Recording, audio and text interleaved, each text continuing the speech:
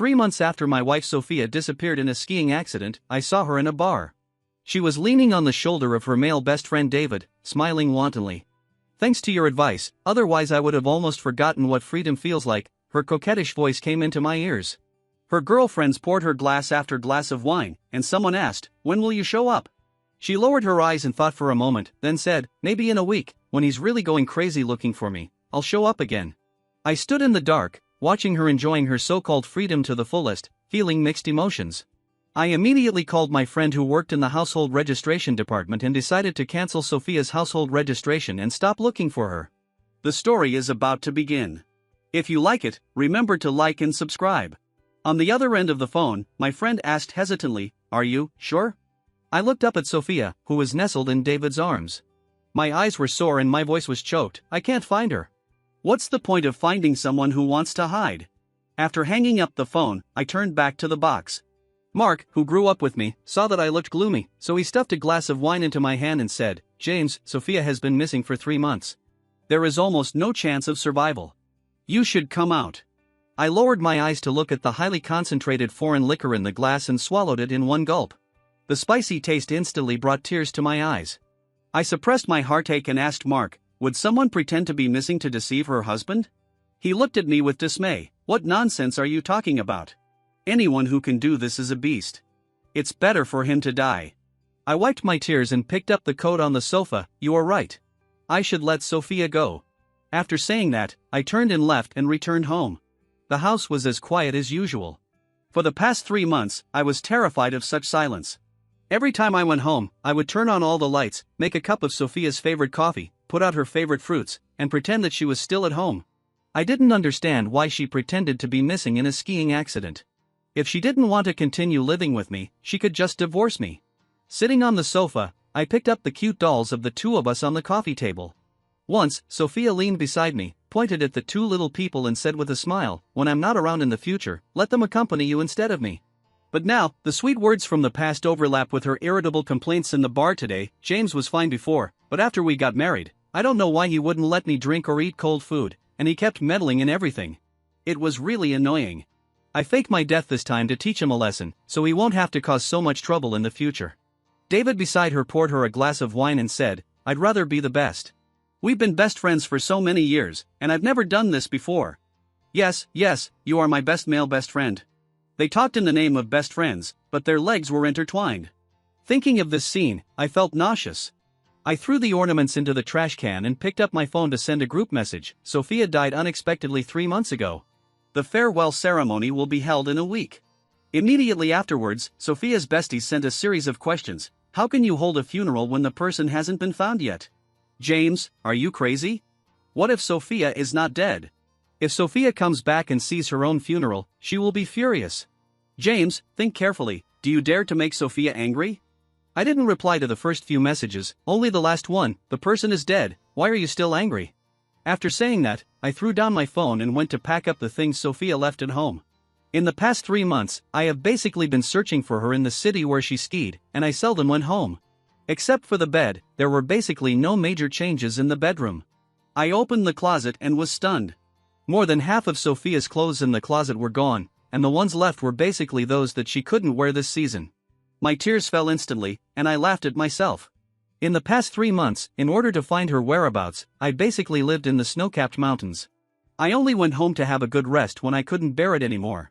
But Sophia came home several times to take her things when I was on the verge of collapse. I turned on the surveillance at home, called up the surveillance footage from the past month and accelerated the playback.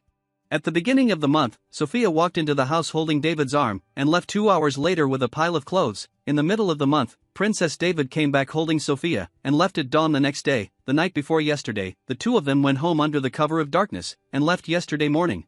These days, I was searching for Sophia's traces in the nearby city. I cried as I watched, not for Sophia, but for myself. It was not worth it to sacrifice everything for such a disgusting person. While I was sleepless all night worrying about her safety, she was staying at my house with her male bestie, and might even spend the night in my bed. I clenched my fists and tried to control myself. After a while, the phone in the living room rang. I was in no mood to answer it, but the person on the other end of the phone seemed to be unwilling to give up until I answered, and kept calling. I took a deep breath, walked to the living room, and was stunned for a moment when I saw the caller ID, and quickly answered, "Aunt, what's up?" "Sophia is not dead." Then, she sent me a video. I clicked on it and saw Sophia and David drinking wine together. Their eyes were so sticky that they seemed to be able to pull out threads. My breath stagnated, my fingers kept shaking, and my words trembled. "I know she is not dead." The person on the other end of the phone seemed a little surprised, then laughed. "Then you are still preparing her funeral?" "Everyone told me she was dead, and I believed it, so I should prepare her funeral." Olivia was silent for a moment. "Widowed?" I said, Olivia is Sophia's non-blood aunt, actually 1 year younger than Sophia. I have very few interactions with her. She was the first person to reveal to me that Sophia was not dead, and I owe her a favor.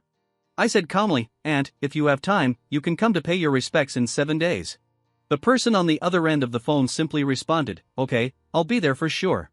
Then, Olivia sent another video.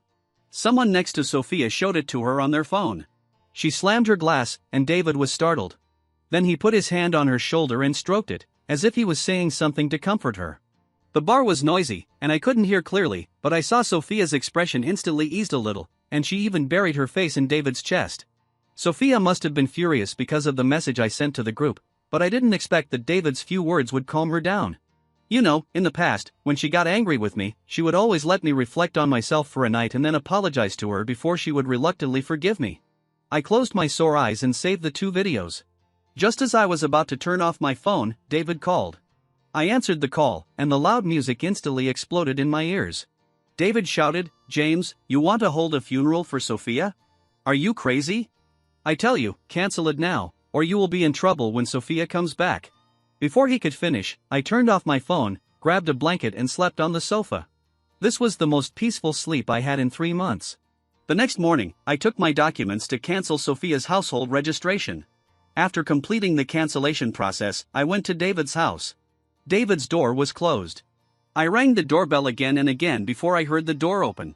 He was wearing a bathrobe, leaning against the doorframe, and the traces of ambiguity spread from his neck to the area covered by his clothes.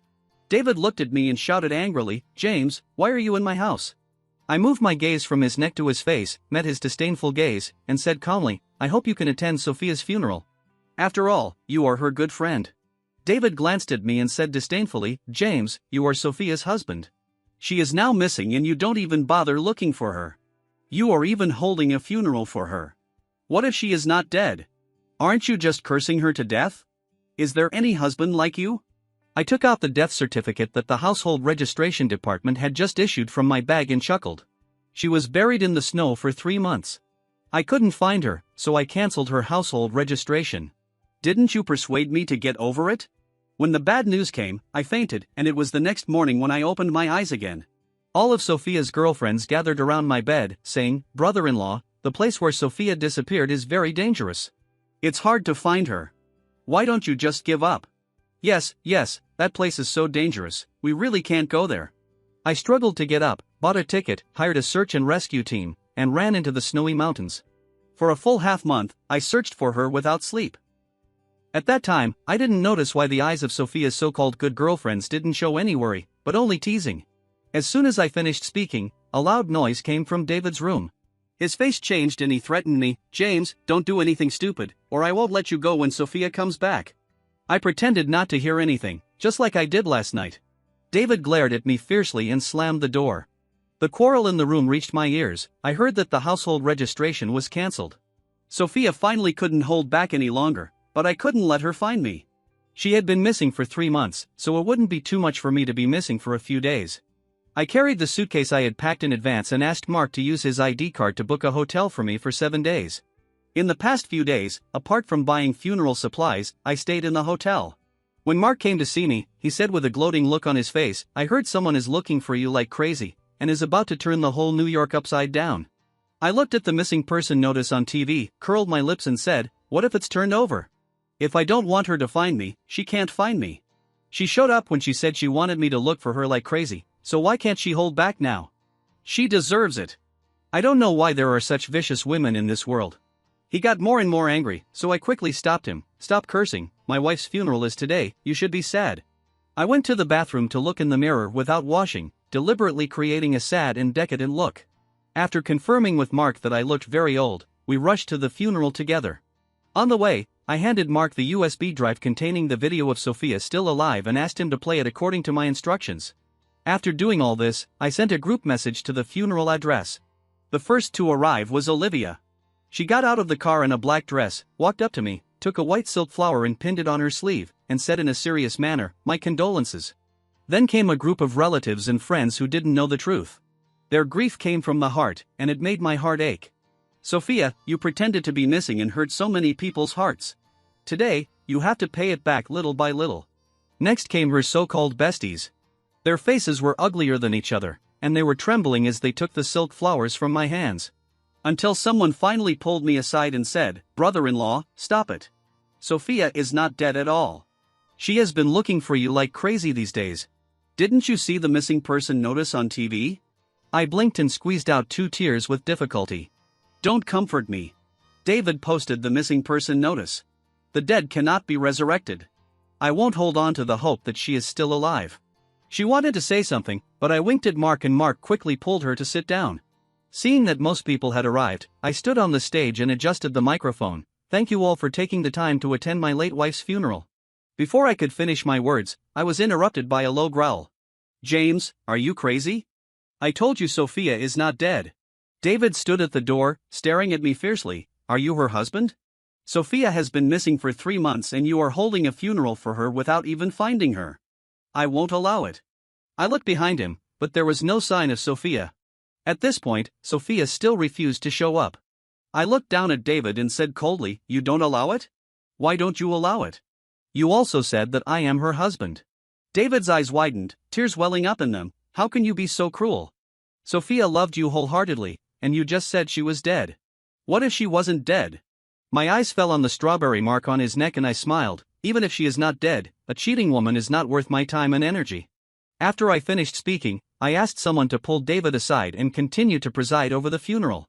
Just as I was about to speak, a shabby, skinny man appeared at the door. She stood at the door and choked up, "Honey, I'm not dead, I'm back." Sophia walked towards me quickly, hugged me tightly, and called my name tremblingly. "James, you don't know how much I missed you. I fell down while skiing that day and had several fractures on my body. Fortunately, a kind person sent me to the hospital, and I rested for 3 months before I could come to see you. I'm not dead, look, I'm fine." She took my hand and groped her body up and down, as if to prove that she really came back after her life was hanging by a thread. I just watched her acting with a cold eye. When she finally felt embarrassed, I laughed out loud. "Have you had enough of acting? Is the man who kindly sent you to the hospital called David?" Sophia's expression froze inch by inch. She moved her lips and forced a helpless smile. "James, what are you talking about? I don't understand." I looked at Sophia's face, pretending to be confused. I couldn't suppress the grievance and anger of the past 3 months anymore. I slapped her in the face. "You've been hiding for 3 months. Why don't you continue hiding? Didn't you say you would show up when I was crazy looking for you? Now I'm not crazy yet. Why are you showing up?" Sophia looked at me blankly. "How did you know?" I smiled. "I know a lot more." As I said that, I turned on the big screen behind me. Originally, the big screen was used by the family of the deceased to show the photos of the deceased. Now I used it to show videos. The video of Sophia and David drinking in the bar, the video of her bringing David into my house several times, and the video of her walking out with David's arm around my arm after I left David's house that day. Sophia looked at her clear face in the video and her face turned pale instantly. "How did you know? Who told you?" As she spoke, her eyes suddenly became fierce, scanning all the people who knew about it. "Did you say that? Are you deliberately destroying my and my husband's family?" The people Sophia scanned shook their heads one after another. Sophia then turned to look at me and said, "Honey, I don't know who sent you these videos. They must be fake, synthesized by AI. I love you so much, how could I betray you?" Sophia took out an amulet necklace and said, "Look, I still remembered to bring you a gift." I looked at the necklace without saying anything. My friend found the video of the bar, zoomed in on David's neck, and projected it on the screen.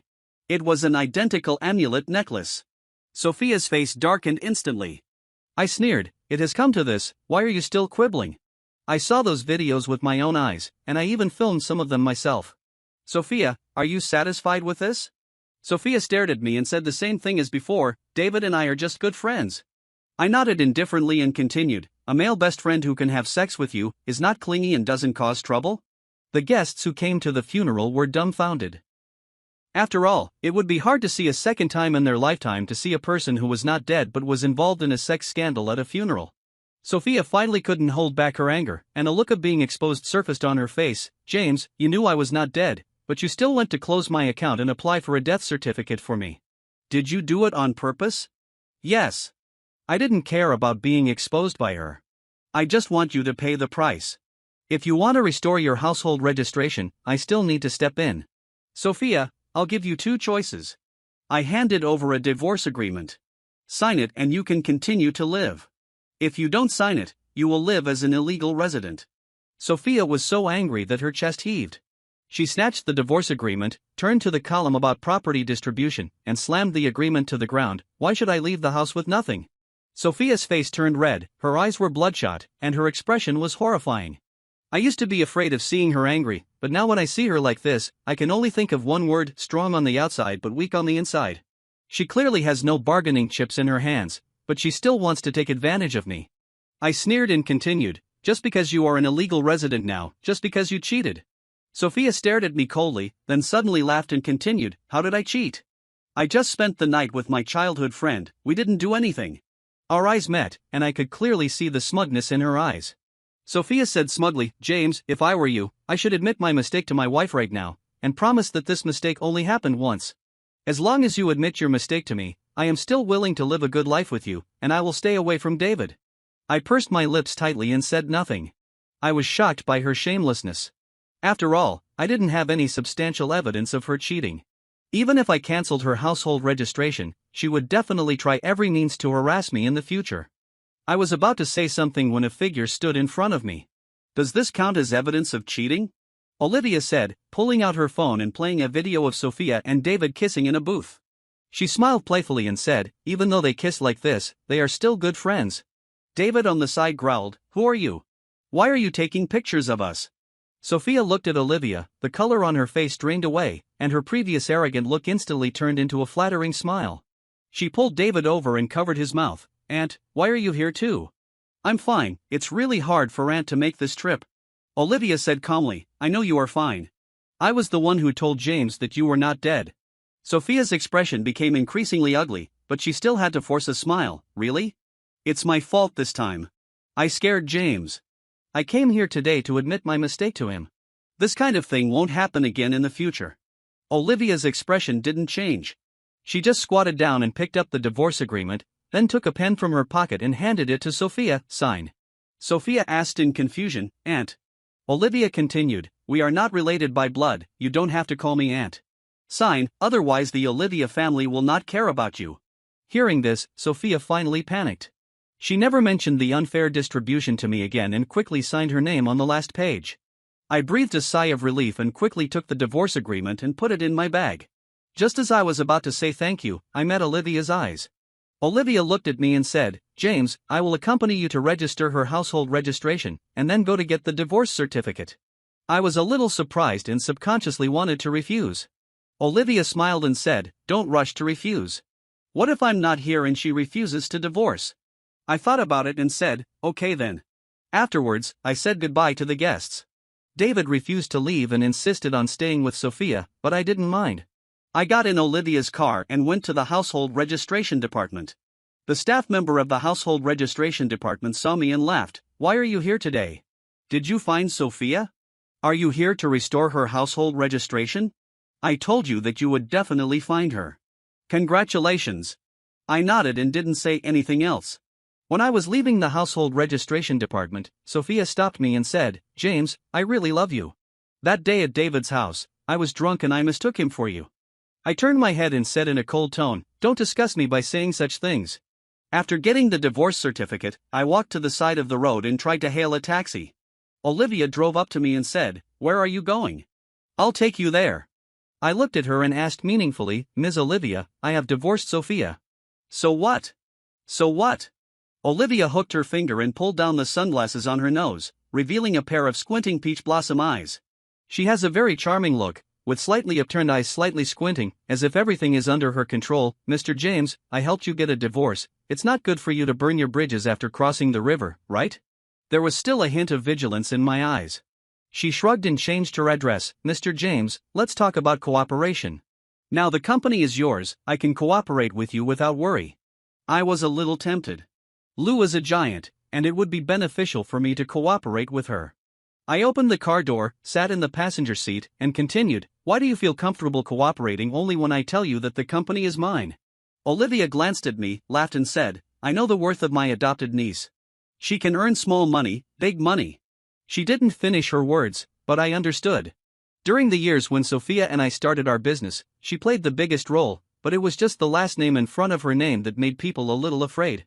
Most of the time, she was just playing around with people outside under the title of general manager. The cooperation that really determined the fate of the company was negotiated by me.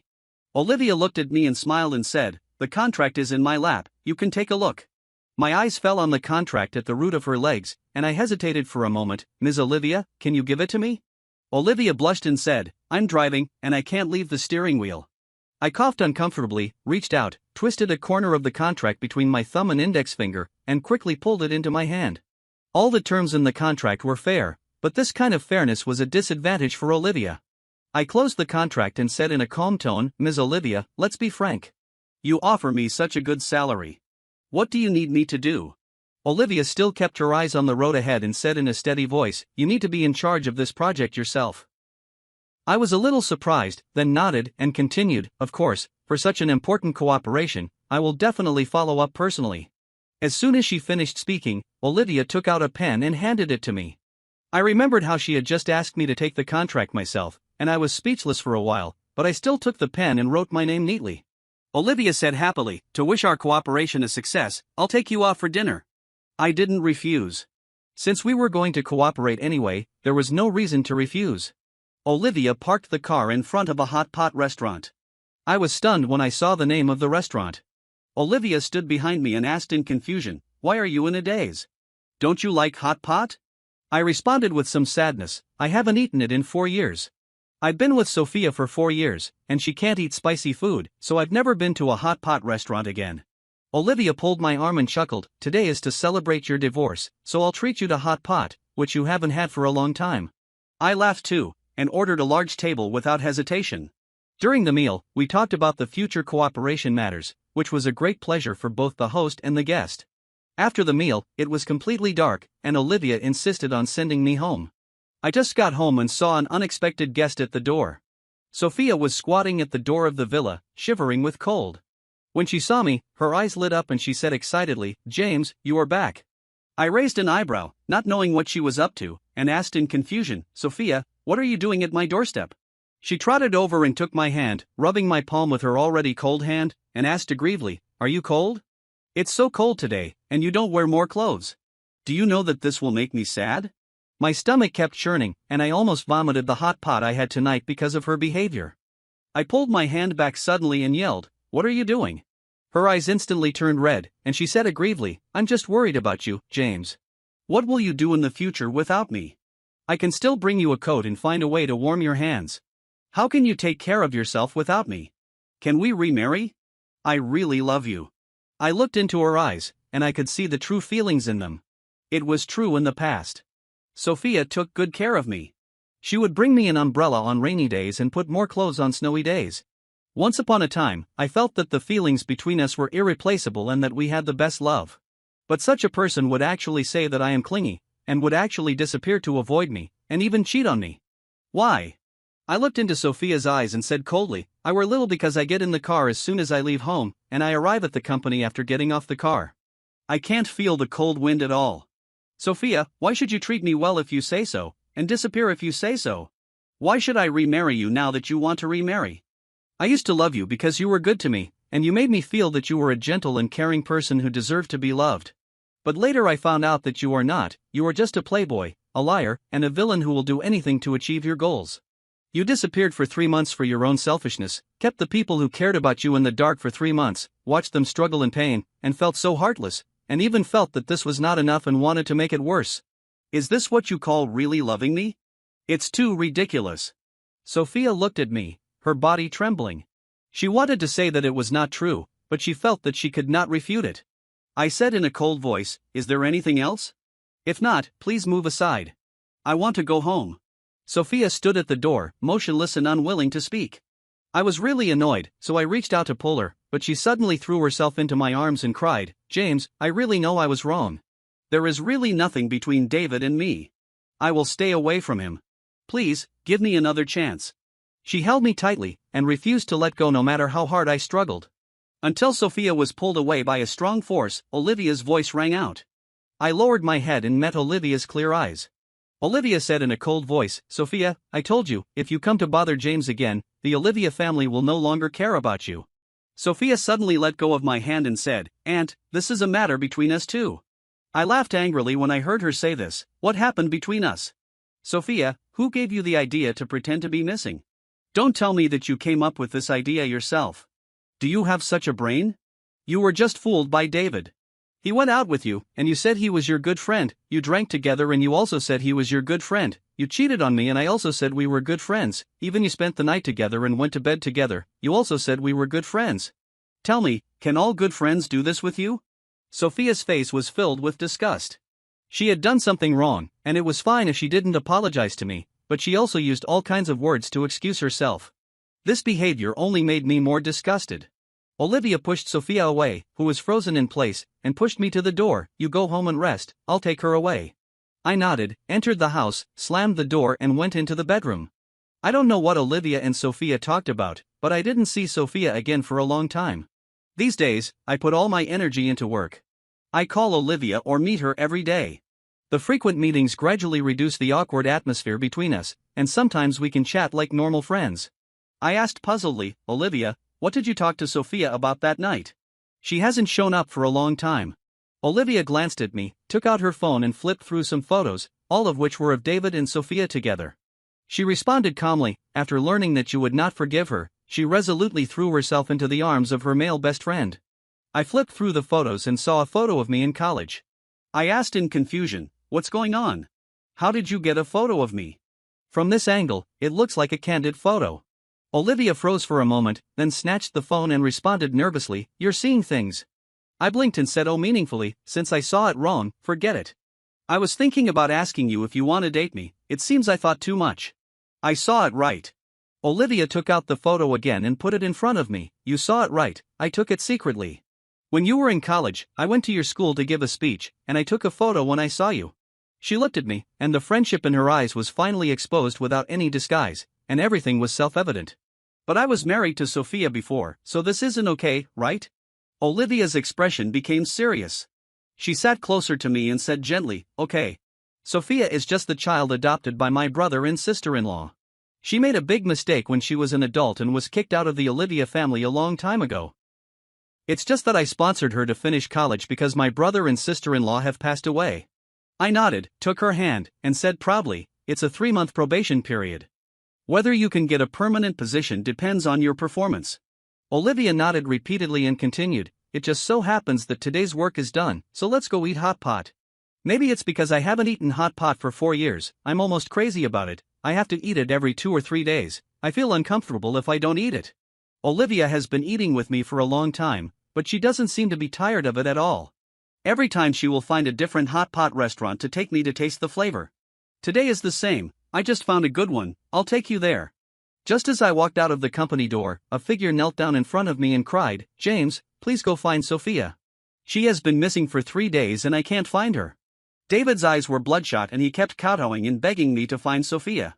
I frowned, quickly dodged, and shouted, David, get up first and tell me what happened to Sophia. David looked very old and panicked. He said anxiously, Sophia insisted on going skiing, and I couldn't persuade her, so I went with her. But she disappeared in the same place where she pretended to disappear last time. I searched for her for 3 days and couldn't find her. I have run out of money. Please, go find her. I pursed my lips and said seriously, David, have you ever thought that this disappearance was also a lie she lied to you about? He shook his head repeatedly and said with certainty in his tone, no, Sophia would never lie to me. I sighed, let go of Olivia's hand, and said to her, I've been there several times. I'll go look for it with David. Olivia's eyes were dangerous. She stared at me and asked in confusion, you still can't let her go? How is that possible? Then I whispered in her ear, I'm sure she's pretending again. If you have time, you can go with me. Olivia bought 3 tickets without hesitation and said calmly, I'll go with you. I contacted the search and rescue team again. The big brothers in the search and rescue team already knew me. When they saw me, they all sighed and said, "Mr. James, we already said we can't find him. It's been such a long time, so we definitely can't find him." I nodded perfunctorily and continued, "It's okay to just pretend. The person is not missing at all. Just look for him. I'll give you the money anyway." The search and rescue team searched for 3 days but couldn't find even a hair of Sophia. David was on the verge of collapse. I looked at him like this without a trace of sympathy. It was because of his idea that I endured 3 months of pain and lost all hope. Now it's his turn. Can he not bear it after just a few days? On the 4th night, Sophia suddenly appeared. She rushed over to hug me and said with a choked voice, "James, I knew you still loved me, otherwise you wouldn't have heard that I was missing and came all the way to look for me for 3 days and 3 nights. I really know I was wrong. It was David who came up with the bad idea. Now I can't let him find me. It's just that you shouldn't have come, so that I could hide for a longer time and let him feel your pain. But I'm happier that you're here." As soon as she finished speaking, she was pulled down by Olivia. "Sophia, stay away from my boyfriend." Sophia fell to the ground, her eyes widened as she watched me hold Olivia in my arms. "What do you mean your boyfriend? James is my husband. Aunt, you are my aunt." Olivia stared at her condescendingly, sneered, and continued, "Have you forgotten that you are just an adopted daughter who was kicked out of the Olivia family?" Sophia got up and rushed towards Olivia. I opened my arms to block Olivia. Sophia yelled loudly, "James, get out of the way. I'm going to tear this vixen apart." I looked towards the corner and said calmly, "Come out." David came out with tears on his face. He stared at Sophia, and the love in his eyes was gone. I said in a cold voice, "Sophia, you keep playing with the people who care about you. Is that fun? Watching us collapse again and again, you are happy, right? If David hadn't begged me, I wouldn't even look back even if you really died." Sophia's face was full of pain. She looked at my lips and stammered, "He went to beg you. So you didn't come here because you were worried about me. You came because such a bitch begged you?" I was furious when I heard her words. I slapped her and said angrily, "You are such a scumbag. No matter how bad David is, he loves you sincerely. Why do you have to slander him like this?" I looked at David and said calmly, "You two should solve yourselves. Don't appear in front of me again. I get annoyed when I see you." After that, I took Olivia back to the hotel. In the days that followed, the relationship between Olivia and I heated up rapidly. Olivia seemed to be in a hurry. She got the marriage certificate on the first anniversary of our relationship, and then she prepared for the wedding without stopping. She did everything herself. I didn't know that I was getting married until I tried on clothes. Olivia invited Sophia and David to the wedding. Only then did I know what happened after the two of them were left to confront each other on the snowy mountain. David turned his love into hatred, and after the confrontation with Sophia, he became angry and pushed her off the cliff. Now, Sophia really broke several bones as she lied, and needs to be in a wheelchair for the rest of her life. David has been taking care of Sophia, but he made Sophia thinner and more haggard every day. These two people tortured each other for their whole lives. My eyes were fixed on Sophia's legs, and Olivia forcefully turned my face over and gave me a fierce kiss, then said coyly, "What are you looking at?" "I'm jealous." I smiled with my eyes curved, kissed her back, and said affectionately, "Don't be jealous, you are in my eyes and heart."